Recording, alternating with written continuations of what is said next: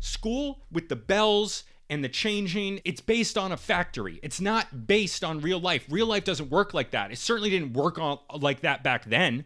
This is the Illegitimate Scholar Podcast, where we think our culture is in crisis and don't trust woke universities to explain how and why. I'm Sam, and I quit teaching history because I loved the content but hated the limits on what and how I could teach. In this podcast, you'll hear stories in history, anthropology, culture, and geopolitics that make you rethink what you were taught in school. Wow, I've kept the same intro for about 4 episodes. That's new. Today, we're going to talk about how robber barons created the modern public schools to serve the industrial machine. And I swear to God, that's what we're going to talk about. I can't believe that's what we're going to talk about, but that's what we're going to talk about. I could not make this up if I tried. I started to do an episode on education, and I came to this era for a quick reference, and it turned into a full episode.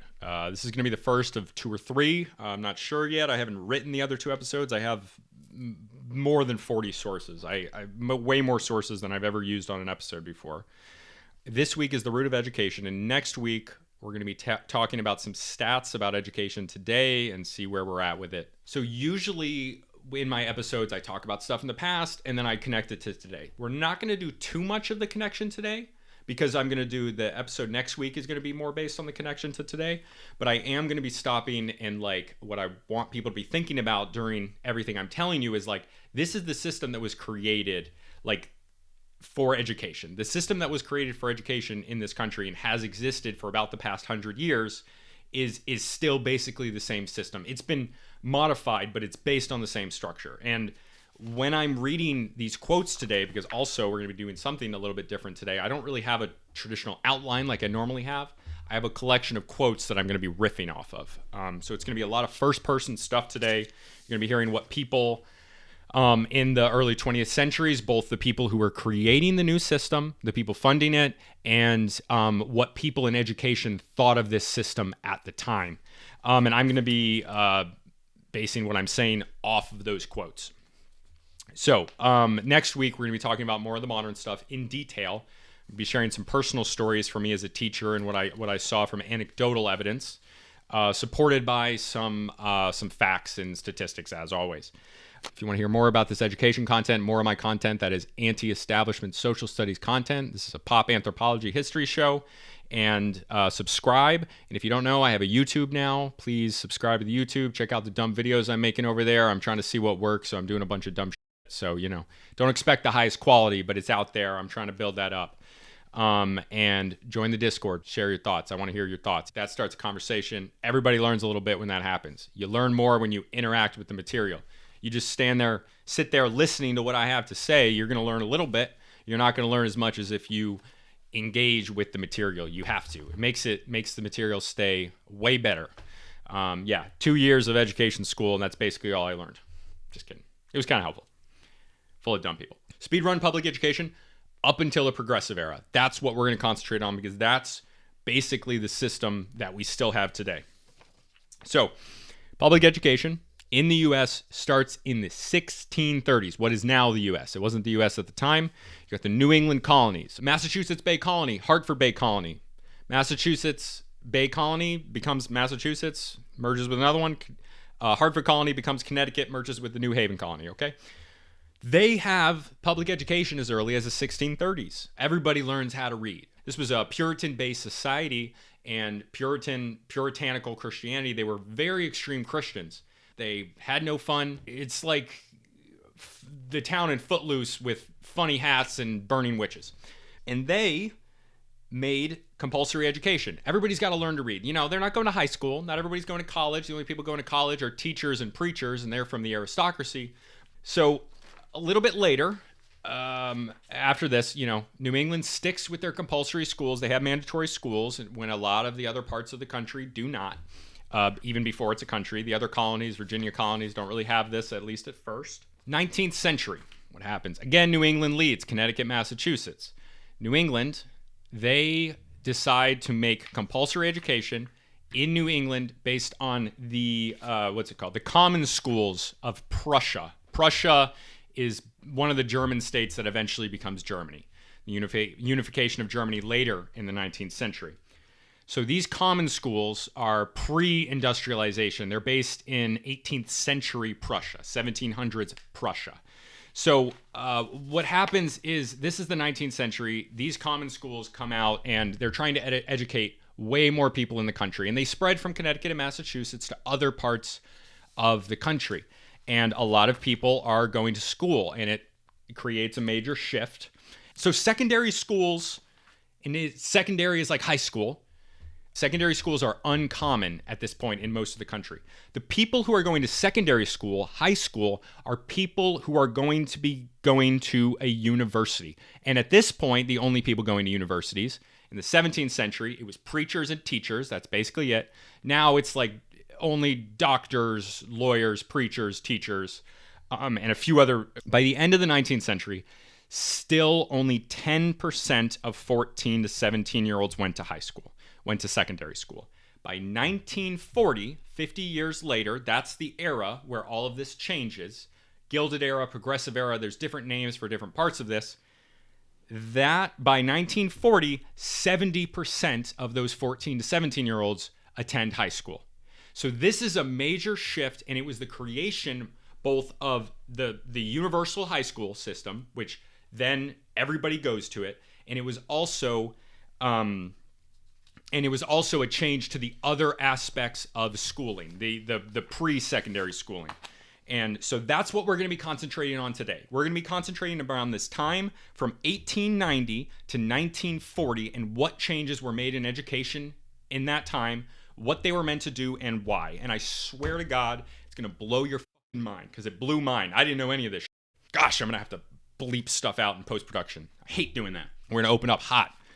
Frederick T. Gates, business advisor to John D. Rockefeller Sr. in 1913. Frederick T. Gates is the guy who is running the organization, which is called the General Education Board, which opened in 1902. Over the next few decades, John D. Rockefeller would fund this organization with billions in today's dollars. And in a statement about what their vision was for these new schools, I'll read this to you. This is not made up. You can Google it. Source will be on the Discord. That's where I put them, so people join the Discord. In our dream, we have limitless resources, and the people yield themselves with perfect docility to our molding hand. The present educational conventions fade from our minds, and unhampered by tradition, we work our own good will upon a grateful and responsive rural folk. We shall not try to make these people or any of their children into philosophers or men of learning or of science. We are not to raise up among them authors, orators, poets, or men of letters. We shall not search for embryo great artists, painters, musicians, nor will we cherish even the humbler ambitions to raise up from among them lawyers, doctors, preachers, statesmen, of whom we now have ample supply. That's from Reverend Frederick T. Gates, the guy who is running the organization that is creating all of these new educational systems. We're going to go back over this a second. Think about this. It's 1890. The majority of the country is on farms. 10% of the country goes to high school. These guys come in. They have a plan to get everybody to go to high school. Why do they do this? They need workers for their factories. They need workers for their factories, and they need them to be good. So here's what they do. In our dreams, we have limitless resources, and the people yield themselves with perfect docility. Docility. What do you want to be docile? Like a dog? You want to turn a wolf into a dog? That's how you make it docile. That's what it is. You want them docile. You want your people docile to our molding hand. They want to mold docile people with their hands into what they want. The present educational conventions fade from our minds. They want to get rid of these old common schools. Recently, Joe Rogan was talking about this out of his ass. I love Joe Rogan, but he was so wrong on this because he didn't know the facts. He was talking about like the Prussian model, like being pre-industrialization. No, the new model, the industrial education model, came out in the early 20th century after a lot of the industrialization that had happened and as it was continuing. Okay, this replaced the Prussian model. So people get this wrong. They say like, oh no, the new model of education isn't based on industrialization because it's based in the Prussian model. No, The new model replaced that model. That model only existed in the 19th century in America. It was replaced. More evidence for that to come. Unhampered by tradition, literally in the words, they want to get rid of tradition. We work our own goodwill upon a grateful and responsive rural folk. They think that rural folk should just be grateful to them, to be molded by their hands, remember. We shall not try to make these people or any of their children into philosophers or men of learning or of science. We are not to raise up among them authors, orators, poets, or men of learning, men of letters. Okay? They don't want critical thinking. Those are all critical thinking things, that you're thinking a lot. They don't want that. The guy who created this system, our current public education system, says they don't want it. We shall not search for embryo great artists, painters, musicians, nor will we cherish even the humbler ambition to raise up among them lawyers, doctors, preachers, statesmen, of whom we now have ample supply. Then John D. Rockefeller himself says, I don't want a nation of thinkers, I want a nation of workers. That's what John D. Rockefeller wanted, and that's why he put billions of dollars into tax-exempt organizations to change the public education system to fit the image that he wanted, to get molded workers that could be molded by their molding hand. Molding. Think of someone molding you. I'm not trying to manhandle you, grab all on your love handles. First Dean of Education, Elwood P. Cubberley, 1913. Each year, the child is coming to belong more to the state and less to the parent. 1909. Only a few years after this is happening, the guy who's in charge of education at Stanford is like, this is a problem. What's going on? These shifts that happened so early after the Carnegie Foundation and the General Education Board. Carnegie and Rockefeller. Here's further quote by Mr. Cubberley. Our children are, in a sense, factories in which the raw products, children, are to be shaped and fashioned, there's that molding again, into products to meet the various demands of life. It is the business of the school to build its pupils according to the specifications laid down. This is that standardization of education. Okay, they have this cultural shift where things are becoming standardized, so they standardize education. These organizations are the same ones that create standardized tests. Okay, and that's how we judge education today, still. It is the business of the school to build its pupils according to the specifications laid down. Every manufacturing establishment that turns out a standard product or series of products of any kind maintains a force of efficiency experts to study methods of procedure and to measure and test the output of its works. Continuous measure of production to see if it is according to specifications, and the elimination of waste in manufacture. So this man, 1916, is describing how the education system, while he was the dean of education at Stanford over a few decades, how it shifted through the influence of the Carnegie and Rockefeller foundations, how over the time that he was the dean of education at Stanford, how the education shifted to be more based on a factory model, just like life had been. Life had been shifted from a rural to a factory model where there are specifications laid down and everything. Standardized tests come from this era, and they are funded by these same people. Okay, schools are a system. Remember that. Schools are a system. You send your child to school. They're dealing with teachers as individuals, but those teachers, those administrators, they have rules laid down. They have way more to worry about than your child. They are not designed to care about your child individually, basically at all, because they have all these other things to worry about that take precedent over that.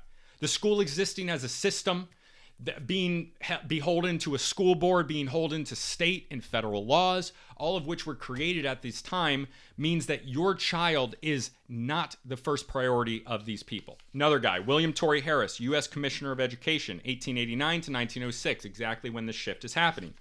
Our schools have been scientifically designed to prevent over-education from happening. The average American should be content with their humble role in life because they're not tempted to think about any other.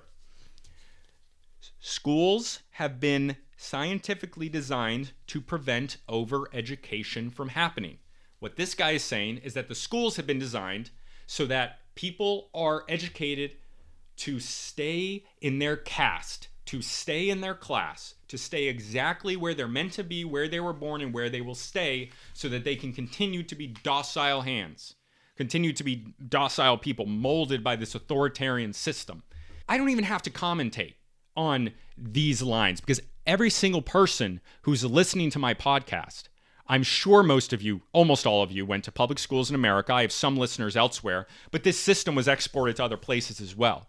I'm sure that people have experiences from public schools when they had a teacher tell them not to do something, when they were learning something and a teacher told them that it's not time for it now, when they were really getting into a class maybe, even with the structure that it was used to, and the bell rings and you have to go learn math or some other shit that you didn't want to learn about and that may or may not help you later in life. School with the bells and the changing, and it's based on a factory. It's not based on real life. Real life doesn't work like that. It certainly didn't work like that back then. Now, work does work more like that if you're going to be a white-collar worker, but my work doesn't work like that. I wasn't prepared for my work. I had to figure this out on my own because I knew how much I hated school and I knew how much I hated a 9-to-5. I couldn't do it. Okay? It works for some people. But for a lot of kids, maybe most of them, it just doesn't work for you. It doesn't work for us. So they over-medicate, they undercare, and they don't foster true learning. They only foster the system that they've created and the specifications that they have to judge learning, which is like teaching a fish to climb a tree. At least it is for me. In 1914, National Education Association, which was a labor union that still exists today. It's the largest labor union in the United States. This is the teachers' union. Alarmed by the activities of the Carnegie and Rockefeller foundations, at an annual meeting in St. Paul, Minnesota, a resolution was passed by the normal school section of the NEA. This is a type of school that they had prior to all schools becoming homogenized, made the same. Okay. We view with alarm the activity of the Carnegie and Rockefeller foundations, agencies not in any way responsible to the people. These are private, non-profit organizations. In their efforts to control the policies of our state educational institutions, to fashion after their conception, and to standardize our courses of study and to surround the institutions with conditions which menace true academic freedom and defeat the primary purpose of democracy as heretofore preserved inviolate in our common schools, normal schools, and universities.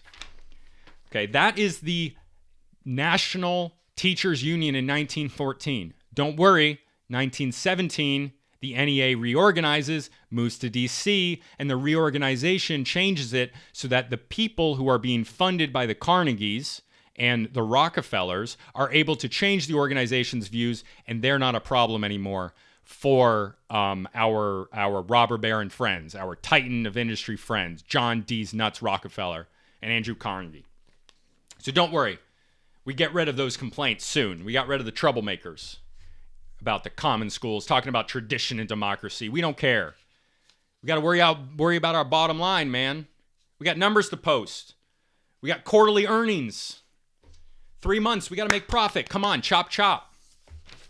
Can't be learning academic freedom. The fuck you think this is? Think this is America? Not anymore.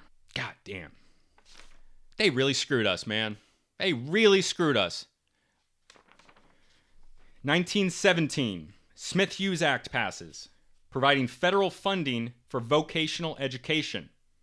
That might sound like a good thing, but you know what was funding vocational education before? It was trade unions. Big manufacturing giants. They got the federal government, not even with their own money that they had sent to the Rockefeller General Education Board or the Carnegie Foundation, not even with that money. They used federal funding to fund vocational training. And here's what that did. Prior to this being funded by federal taxpayer funds, it was simply funded by the trade unions. And those trade unions gave unions power, which allowed workers to argue for more rights in the United States. So when this power was taken from those trade unions, it allowed for the unions to lose power. And look, I know today people have really negative views of unions, but I need people to understand, and like I will do an episode on this later, and please, if you have a problem, if you're listening to this and you're like, I don't like unions, talk to me about it. We'll discuss it. I will treat you with respect, and we can discuss what the thing is. But at the end of the day, people need somebody to argue for them. People need somebody, especially if you're a worker. If you're a worker, you have no power on your own. You're just one individual piece. But together, there is authority in those numbers. And I'm not saying that the unions need to have power over the manufacturing giants and the big corporations. I'm not saying they need to be more powerful than them. Any organization with too much power is a bad thing. There needs to be checks and balances. This is why corporations have so much authority today and why they can change our government, because there's no one to push back against them. No organizations are powerful enough. And this is one of those things.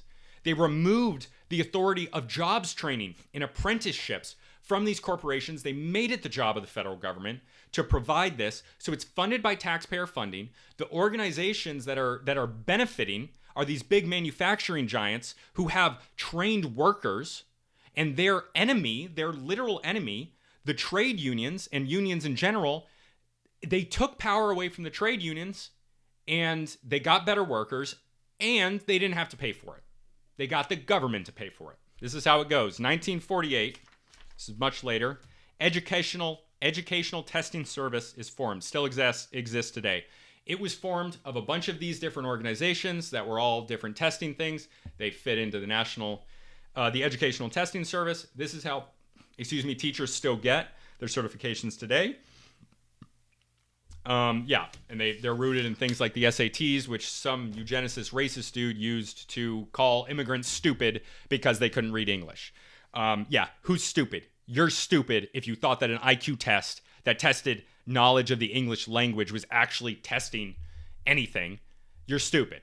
That's dumb as hell. Okay? Immigrants aren't stupid because they can't speak English. This guy who was really smart was like, oh yeah, let's give immigrants tests in English. And oh, the immigrants did poorly on it. It must not be because they don't speak English. It must be because these are undesirables from Southern Eastern Europe and they're just not capable. So you know what let's do? Let's kill them and make sure they can't have children. That's what they did. And it was a progressive idea at the time, by the way. And this was a very smart man. This was a very well-respected man. A lot of people were at the time. Okay, so maybe when you're looking at people today saying stupid shit, even if they're called educated or whatever, like, I don't know, Dr. Fauci or something like that, maybe realize that maybe they don't know what the hell they're talking about. Maybe they're riding a cultural shift that's really powerful. They're riding this cultural trend and they're on the side of it with the power. And then maybe something will happen where people are like, you know what, that's not the right idea. Because eugenics only fell out of style because a guy named Hitler decided that eugenics was a good idea. So it went out of style. But up until then, it was a big deal. Even Helen Keller was a eugenicist. Bet you can't believe that. Look it up. It's true. I think. If it's not true, let me know. I'm not right about everything. In the 1950s, there was a congressional hearing into what the Carnegie and Rockefeller foundations had used their funds for. And they found, I quote, that the Carnegie and Rockefeller foundations had used their funds with the following agendas in mind: directing education in the United States towards an international viewpoint and discrediting the traditions to which it formally had been dedicated. Sounds like the Stanford guy from 1916 mirrors his point. Decreasing the dependency of education upon the resources of the local community and freeing it from many of the natural safeguards inherent in this American tradition. Again, tradition. They're talking about how it subverted tradition, just like the U.S. Commissioner on Education. Changing both school and college curricula to the point where they sometimes denied the principles underlying the American way of life. And financing experiments designed to determine the most effective means by which education could be pressed into service of a political nature.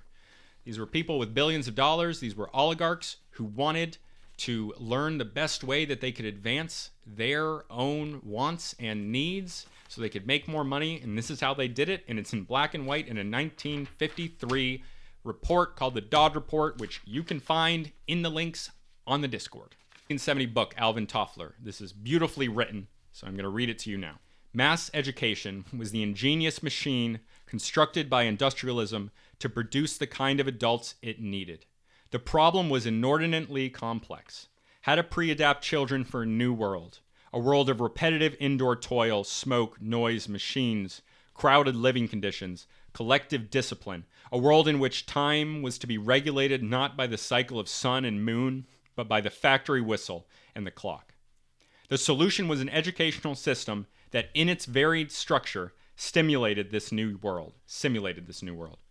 This system did not emerge instantly. Even today, it retains throwback elements from pre-industrial society. Yet the whole idea of assembling masses of workers to be processed by teachers in a centrally located school was a stroke of industrial genius. The whole administrative hierarchy of education, as it grew up, followed the model of industrial bureaucracy. The very organization of knowledge into permanent disciplines was grounded on industrial assumptions. Children marched from place to place and sat in assigned stations. Bells rang to announce changes of time. The inner life of the school thus became an anticipatory mirror, a perfect introduction to industrial society. The most criticized features of education today, the regimentation, the lack of individualization, the rigid systems of seating, grouping, grading, and marking, the authoritarian role of the teacher, are precisely those that made mass public education so effective, an instrument of adaptation for its place and time. Look at what they've stolen from you. They stole your humanity on purpose. The rich people, they don't go to public school. They don't go to the schools that you go to. Even in a school, you got upper middle class kids who are going to be in the honors classes and they're going to be taken care of in a different way. While the kids that are in the lower level classes, even the advanced level, they're going to be thrown aside. They're put in those classrooms. They'll graduate you. No child left behind, but it doesn't mean you learned anything. You got babysat for a few months and the smart kids got put in different classes. The really rich, the really smart kids, they go to private schools, they go to prep schools, they don't deal with this shit.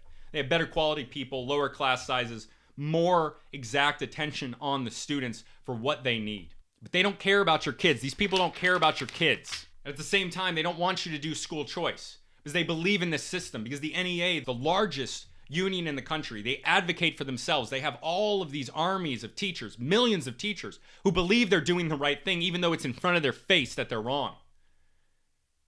But they think they're right, so they argue against school choice. They call it racist, bad for poor kids. What about these kids? But what about the kids right now? What about kids in public schools that aren't being served by this system that it's in black and white what they did? It's written on these pages. I know I printed them out on my goddamn printer, but you can look on the Discord and find the sources. I couldn't believe this shit. I'm the one who should have known this stuff already, but I hadn't even heard of it, and I had to dig.